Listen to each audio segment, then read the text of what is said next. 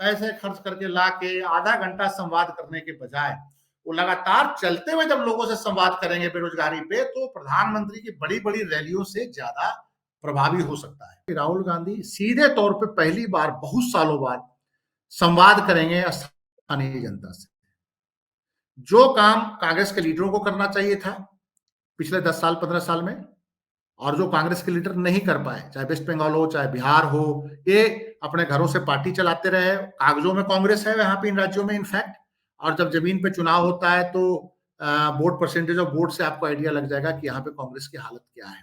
न्याय यात्रा में सबसे बड़ी बात है कि ये मणिपुर से शुरू कर रहे हैं और उत्तर पूर्व के कई राज्यों को ये कवर किया जाएगा। 6200 किलोमीटर, हाँ 6200 किलोमीटर है, जिसमें उत्तर प्रदेश, उत्तर पूर्व के मेघालय है, असम है, मणिपुर है, ये सारे राज्य कवर करेंगे जहां पे एनडीए ने कुछ रीजनल लोगों के साथ मिलकर उनमें घुसकर अपना प्रभाव को बढ़ाया था। और जो सबसे बड़ी बात यह है कि ये उन राज्यों से भी अब गुजरने वाला है जिन राज्यों में कांग्रेस एकदम टोटली हाशिए पे है। धनखड़ साहब जो दिल्ली के आसपास विक्टिम कार्ड खोल के जो जाट कम्युनिटी को बीजेपी के कैंप में लाने का जो प्रयास कर रहे थे, वो राहुल गांधी ने आज फेल कर दिया। ये एक संकेत है कि प्रधानमंत्री जी जो जहां एकदम देश के बड़े बड़े पूंजीपतियों के साथ और बड़े 5 स्टार में खाना खाते हैं, तो राहुल गांधी जी ने एक संदेश देने की कोशिश की है कि देखिए हम तो अखाड़े में भी जाके खाना खा रहे हैं, लोगों के साथ भी बैठ के खाना खा रहे हैं।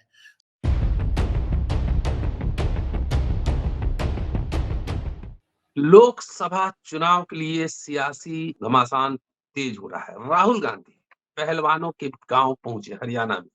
पहलवानों ने जिन्होंने अपना पद्मश्री वापस कर दिया, और तमाम घटनाक्रम पे आपकी नजर होगी। इसी बीच एक दूसरी महत्वपूर्ण बात वो है भारत जोड़ो यात्रा के बाद राहुल गांधी की न्याय यात्रा मणिपुर से मुंबई तक। मणिपुर अभी भी दहक रहा है, वहां जो हिंसा है तमाम है, ये सब आप देख ही रहे हैं। राहुल गांधी वहां से यात्रा शुरू कर रहे थे, और भारत जोड़ो यात्रा की जब प्लानिंग चल रही थी तो एक बात ये भी उभर के आई थी कि सिर्फ कन्याकुमारी से कश्मीर क्यों।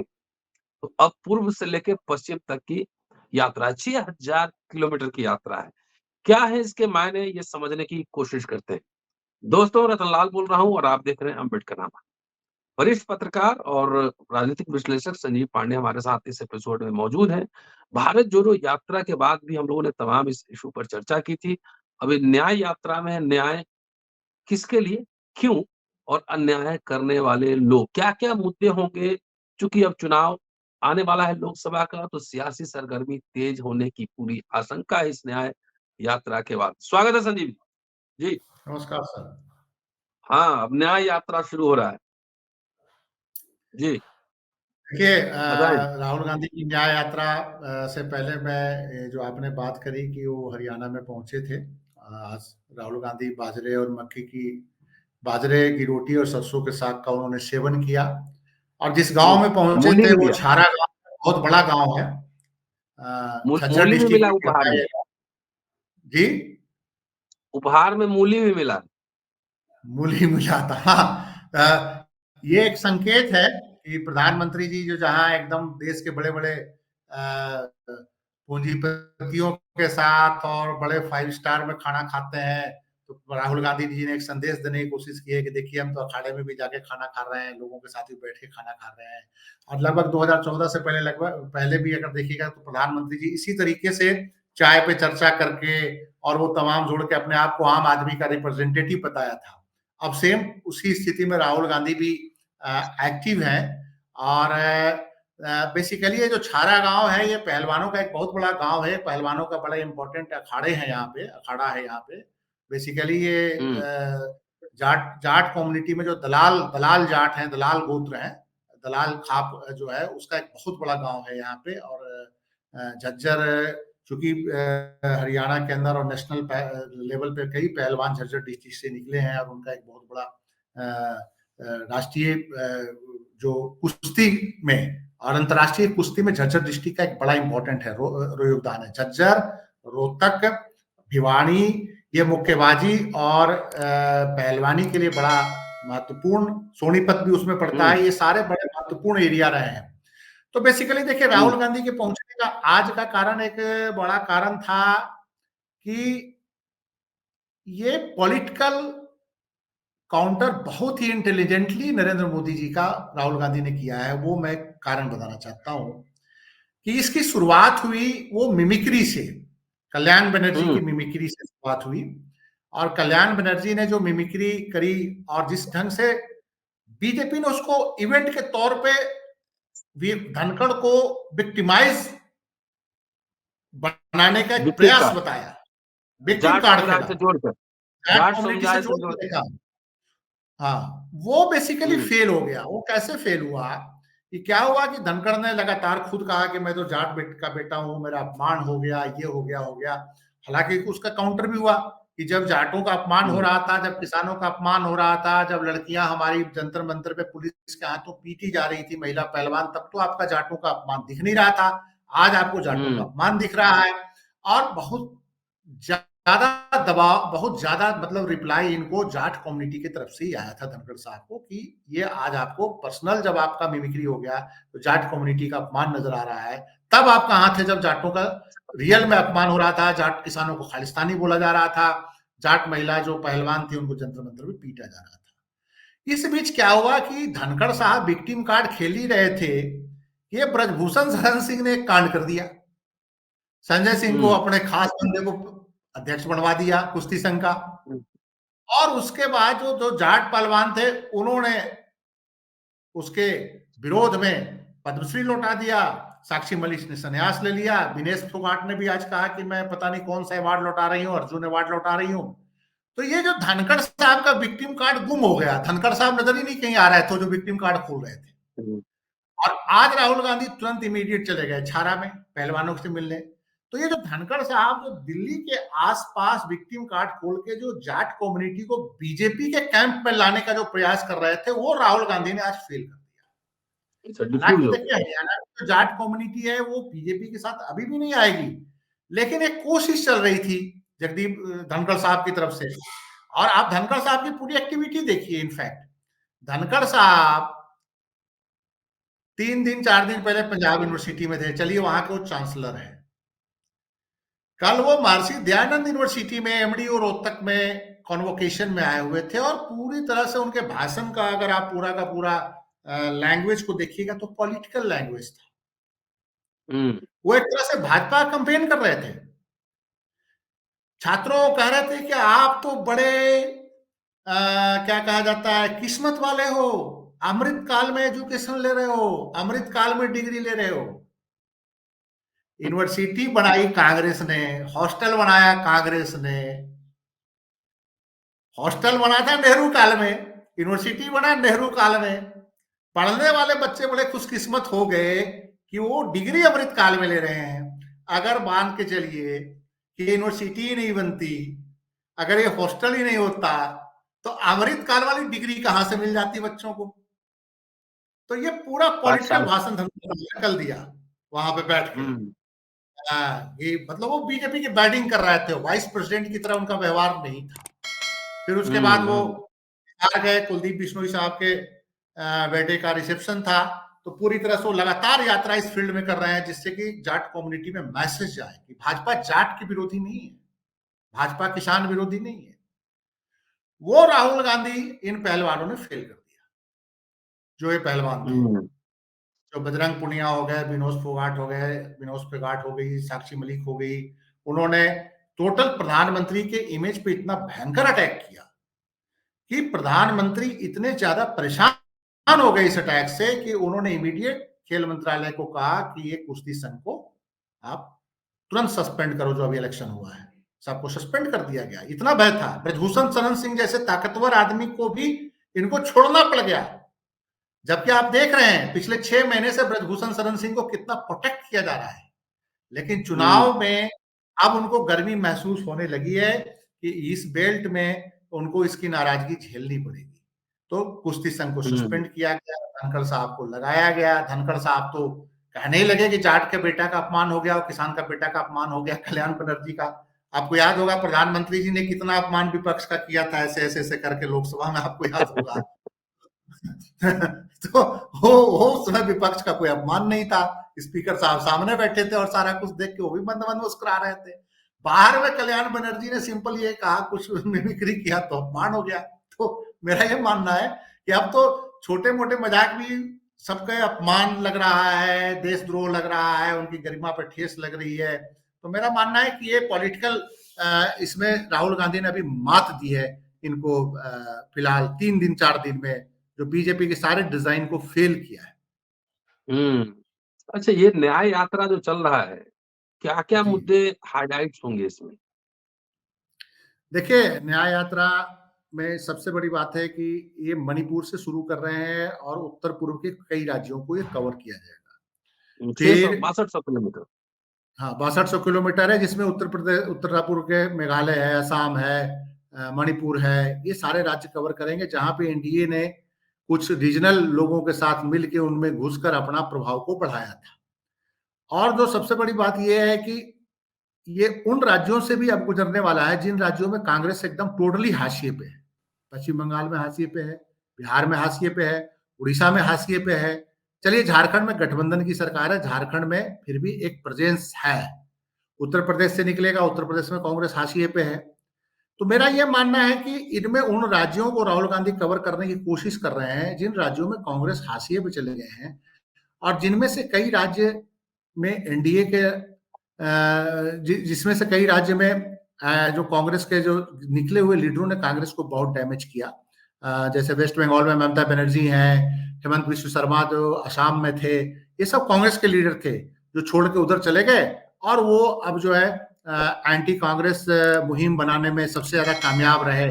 और ममता बनर्जी तो चलिए इंडिया में है, लेकिन हेमंत विश्व शर्मा उसमें एक इंपॉर्टेंट पार्ट है, जो कांग्रेस के लीडर थे।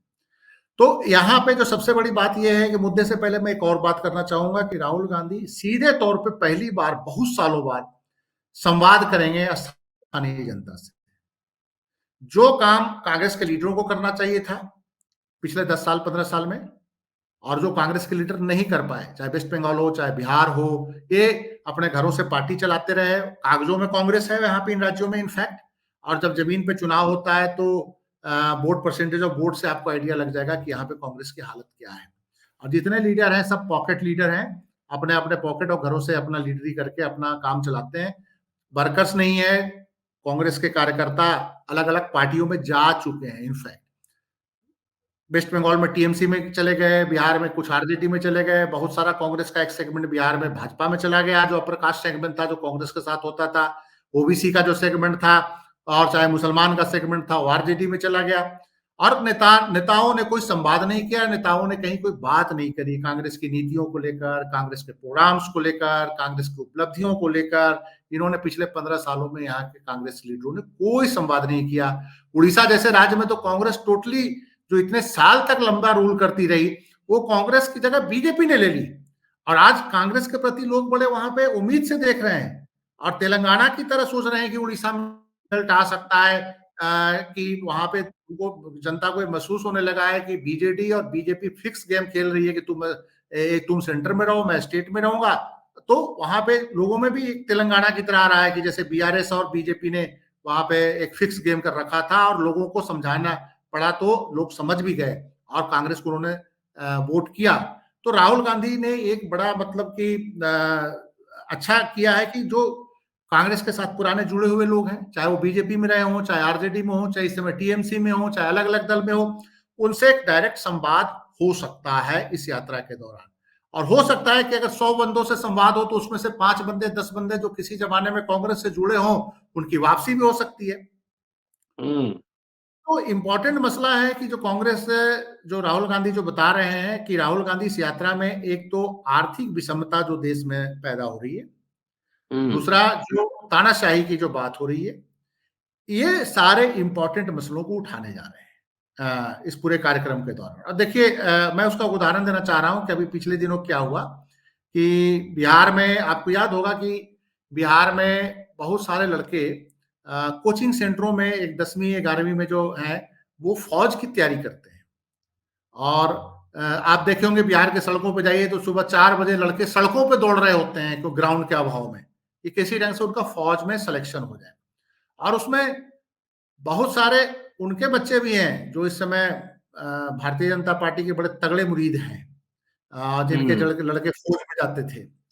अब उनके लड़के बेचारे सड़क पे दौड़ते रहे 6-6 साल, 7-7 साल, और जब सिलेक्शन की बारी आई तो 4 साल का अग्निवीर पकड़ा दिया गया उनको। तो पीछे कुछ लड़के दिल्ली में आए थे, राहुल गांधी से उन्होंने मुलाकात की थी, उत्तर बिहार के लड़के थे जो फौज की तैयारियां कर रहे थे। तो कहीं ना कहीं बेरोजगारी को लेकर, आर्थिक विषमता के साथ साथ जो एक बड़ा यूथ है, देखिए उत्तर भारत में तो किसानी एक इंपॉर्टेंट इश्यूज है। हमारे यहाँ सरकारी नौकरी एक बड़ा इंपॉर्टेंट इशू होता है। बिहार जैसे राज्य में, दिल्ली में भरे पड़े हैं कोचिंग सेंटरों में एसएससी में जाने के लिए, तो कौन भर्ती में, रेलवे भर्ती में जाने के लिए। तो बिहार, बंगाल, उड़ीसा में आपको देखिए कि भारत सरकार में जितने भी सरकारी उपक्रम में जो भर्तियां होती थी, और जिस ढंग से पिछले 10 साल में भर्तियां नहीं हुई है, उससे बहुत बड़ा इफेक्ट इन राज्यों में युवाओं पे पड़ा है, जो यूथ पे पड़ा है।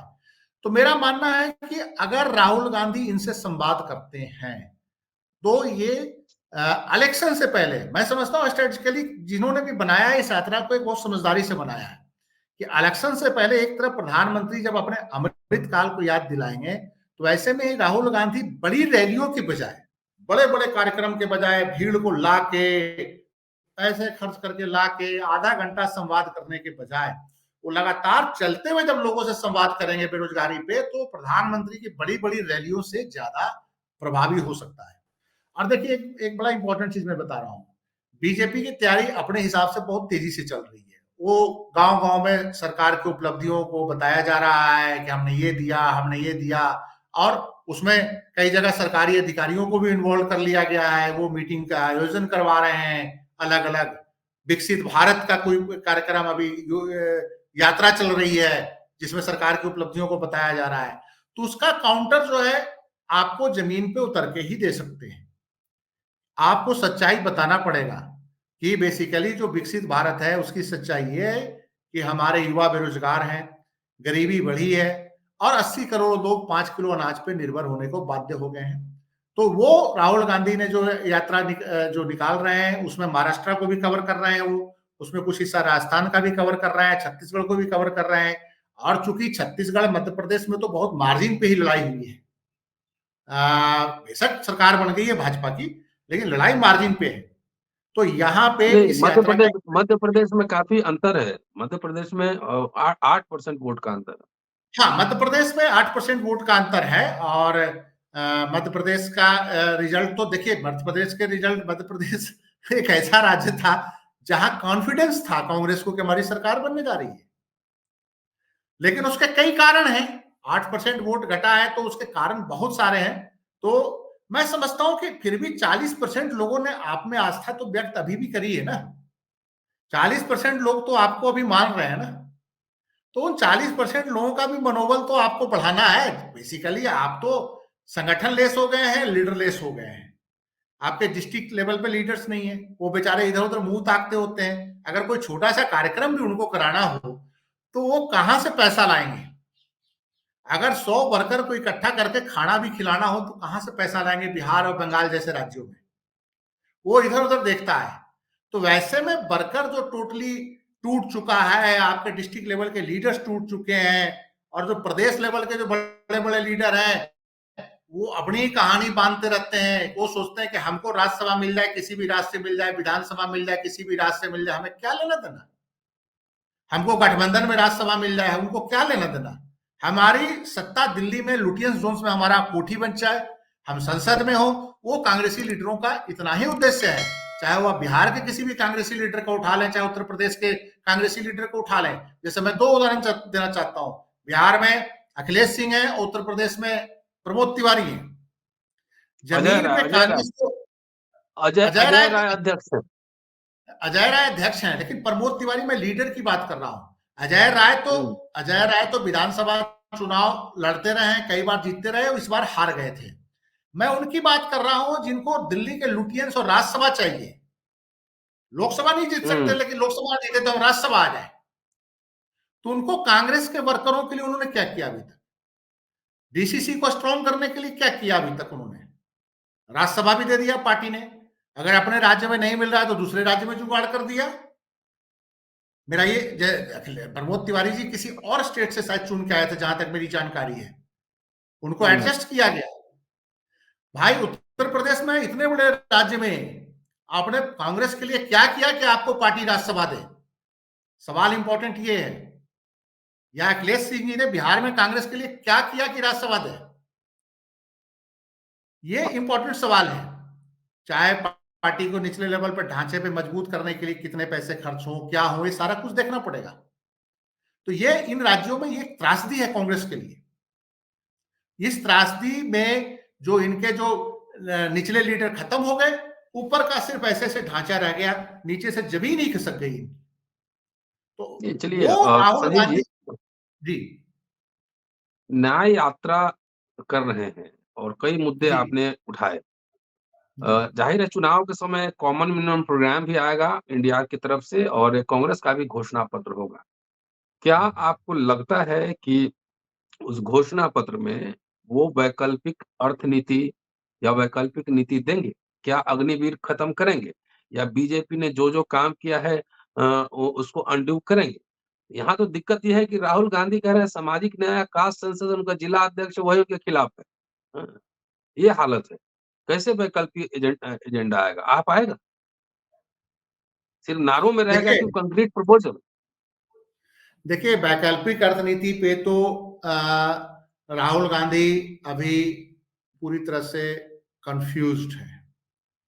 हुँ, देखिए जहां तक बात है कि सरकारी नौकरियों की बात है या प्राइवेटाइजेशन की बात है, तो लगभग मनमोहन सिंह की नीतियों को नरेंद्र मोदी ने एग्रेसिवली चलाया है। अब क्या राहुल गांधी इंदिरा गांधी की तरह सोशलिज्म में अफेक्ट रखते हैं, विश्वास रखते हैं, ये देखने वाली बात है। बात सर ये है कि राहुल गांधी आज भी रघुराज रामन से ही सलाह लेते हैं। कई आर्थिक नीतियों पर वैसे लोगों से भी सलाह लेते हैं जो डेमोक्रेटिक सोशलिज्म के अगेंस्ट हैं और हुँ। इंदिरा गांधी या नेहरूवियन अप्रोच के साथ नहीं चलते हैं। और उसके लिए राहुल गांधी को बहुत जगह लड़ना पड़ेगा अगर चाहते भी हो तो, क्योंकि पार्टी उनकी के अंदर भी? पार्टी की हाँ जी पार्टी के अंदर भी? पार्टी के अंदर भी, पार्टी के अंदर तो मतलब आप मान के चलिए कि पार्टी के अंदर तो बहुत सारे कॉर्पोरेट के इनके बंदे बैठे हैं जो कॉर्पोरेट के पेरोल पे हैं, कॉर्पोरेट से चंदा लेते हैं, कॉर्पोरेट के साथ इनकी दुकानदारी चलती है, कॉर्पोरेट के साथ इनके ज्वाइंट वेंचर्स हैं। वो क्यों चाहेंगे? हाँ, लेकिन इतना मैं मानता हूं कि कांग्रेस के अंदर जो भी कॉर्पोरेट के लोग हैं वो इतना भी नहीं करेंगे जिस ढंग से प्रधानमंत्री जी ने किया है कि सेना के साथ ही समझौता कर दिया अग्निवीर को लेकर। अग्निवीर को लेकर सेना के अधिकारी भी सहमत नहीं थे। अभी कोई बुक आई है आर्मी के जो चीफ रहे हैं नरवाणे साहब, तो उनमें शायद इसका उल्लेख आया है कि जब ये प्रपोजल आ गया था तो सेना के सारे अधिकारी मतलब बहुत परेशान थे या मतलब वो हक्के बक्के रह गए थे, क्योंकि एडहोकिज्म पे आप सेना का राष्ट्र की सुरक्षा को नहीं रख सकते। जहां पे सीमा पे सुरक्षा करना हो, चाइना से लड़ना हो, पाकिस्तान से लड़ना हो, वहां वहां पर ठेके के लड़के नहीं चलेंगे। ठेके के लड़के क्यों आएंगे आपके पास? 4 साल की नौकरी में अपनी जिंदगी देंगे बॉर्डर पे, उनको उसको भी तो लगे कि हमारा भी कुछ फ्यूचर हो। अगर कल को मैं सीमा पे मारा जाता हूं तो मेरे बच्चे हैं, यंग लड़के होते हैं, किसी की शादी हो गई होती है, किसी का माँ बाप होता है, अगर उनका वहां पे शहादत हो जाए बच्चों को, तो उनके फैमिली का देखरेख के लिए क्या इंतजाम होता है? जो पक्के सैनिक होते हैं उनके लिए तो पेंशन भी होता है, उनके लिए क्या कहा जाता है, हॉस्पिटल में सब फ्री इलाज भी होता है, कमांड हॉस्पिटल्स होते हैं। मतलब आर्मी ने काफी सारी सुविधाएं दे रखी हैं। धीरे धीरे धीरे धीरे ये सारी चीजों को अगर आप ठेके पे ले आएंगे तो भारत की सीमा कहां से सुरक्षा रहेगी? सीमा की सुरक्षा के लिए अगर सबसे ज्यादा कोई अगर इस देश में इस समय लापरवाह है तो वर्तमान सरकार है। चाइना घुस भी गया और हम वैकल्पिक कह रहे घुसा ही नहीं। तो राहुल राहुल गांधी ने गांधी बस अग्निवीर योजना पे बोला है उन्होंने, शायद ऐसी चीजों पे बोल रहे हैं।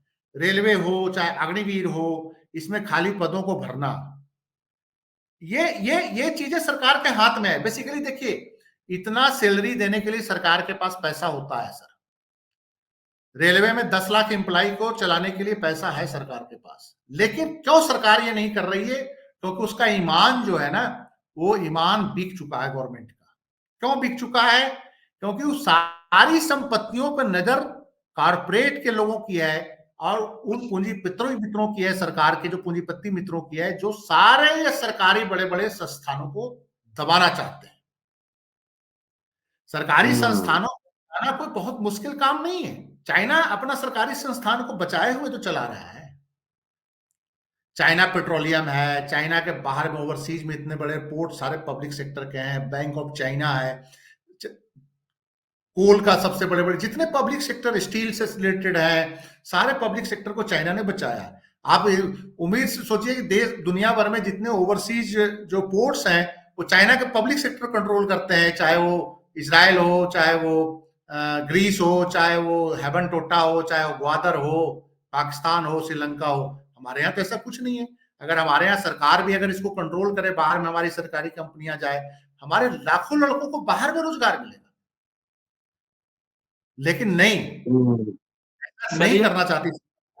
तो मेरा ये मानना है कि और जो आप बात कर रहे हैं कि बहुत बड़ी आर्थिक नीति की, तो बहुत बड़ी आर्थिक नीति जो आप कह रहे हैं कि पूरा का पूरा जो सरकार जो है सोशलिज्म की तरफ आएगी, जो कॉर्पोरेट लूट हुआ है रोकने के लिए क्या करेगी, तो उसके लिए तो बहुत बड़ा विल पावर चाहिए और एब्सोल्यूट मेजोरिटी वैसे ही चाहिए जैसे नरेंद्र मोदी जी को एब्सोल्यूट मेजोरिटी मिल गया। एब्सोल्यूट मेजोरिटी में वो सारे सरकारी जो संपत्तियां हैं उसका डिसइन्वेस्टमेंट करना है। तो वैसे में ही एब्सोल्यूट मेजोरिटी अगर गवर्नमेंट की आ जाए और राहुल गांधी कहें कि नहीं, हम मिसेज इंदिरा गांधी की तरह फैसला लेंगे, हम राष्ट्रीयकरण करेंगे ऐसी सारी चीजों को, पब्लिक सेक्टर को स्ट्रॉन्ग करेंगे, अगर ये चीज राहुल गांधी अगर इस वैकल्पिक नीति में डालते हैं, तो मैं समझता हूं कि इसके लिए सबसे पहले अपनी पार्टी में लड़ाई करनी होगी। जी। तीन पार्टी कॉर्पोरेट के बहुत लोग बैठे हैं जो इसको एजेंडा में नहीं शामिल होने देंगे। ओपीएस पब्लिक से ओपीएस या सरकारी नौकरियों में भर्ती ये उसका छोटा पार्ट है। बड़ा पार्ट जो हम बात कर रहे हैं राष्ट्रीयकरण, उसको जब शामिल करने संपत्तियों की बात करेंगे तो वहां पार्टी के अंदर ही एक बहुत बड़ा गैंग जो है इनका विरोध कर देगा। तो वो अब देखने वाली बात है। चलिए, शुक्रिया संजीव जी। तो ये न्याय यात्रा पे एक विशेष एपिसोड, पूरा वीडियो देखिएगा, सुनिएगा, शेयर करते रहिएगा। क्या राहुल गांधी न्याय यात्रा के माध्यम से वैकल्पिक अर्थनीति, वैकल्पिक राजनीति दे पाएँगे? शुक्रिया, देखते रहिए अम्बेडकर नामा। शुक्रिया सर। नमस्कार।